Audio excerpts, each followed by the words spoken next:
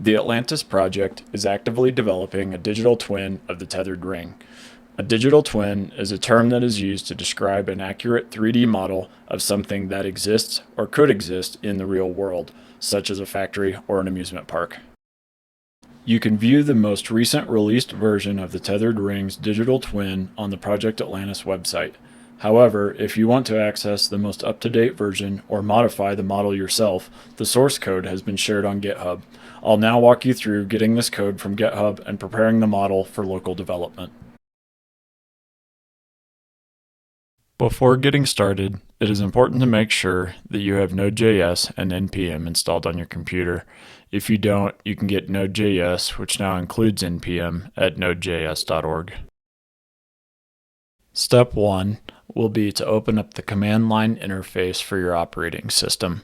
For Windows users, this will be Command Prompt or Terminal if you're on a Mac. To verify that Node and NPM are installed and show their version number, you can just type node-v or npm-v. Now that we have verified the Node installation, we can get the tethered ring code from GitHub using the git clone command. This command will create a new folder called tethered ring in the current directory.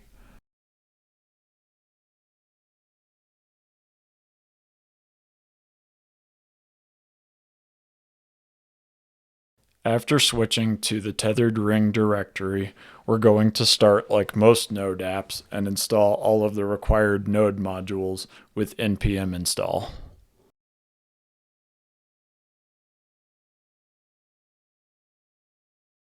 Next, we're going to run an additional custom script called dev-sync. The tethered ring model in its current state relies on a number of files such as textures to be synced locally. Running this during setup will download all of the necessary files to get the model loaded. However, you will probably want to run this command again anytime you update your code from GitHub, such as using git pull. This will ensure that you have the latest files and textures. Depending on your internet speed, this step can take some time, so we'll fast forward through this part.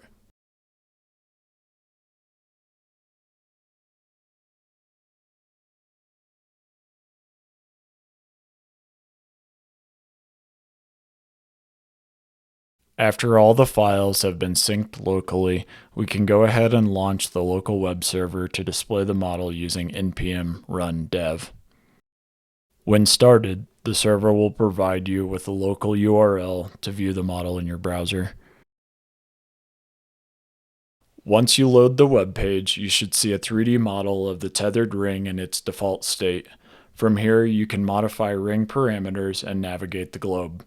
Up-to-date documentation and a list of keyboard shortcuts is available on the Tethered Ring's GitHub repository page.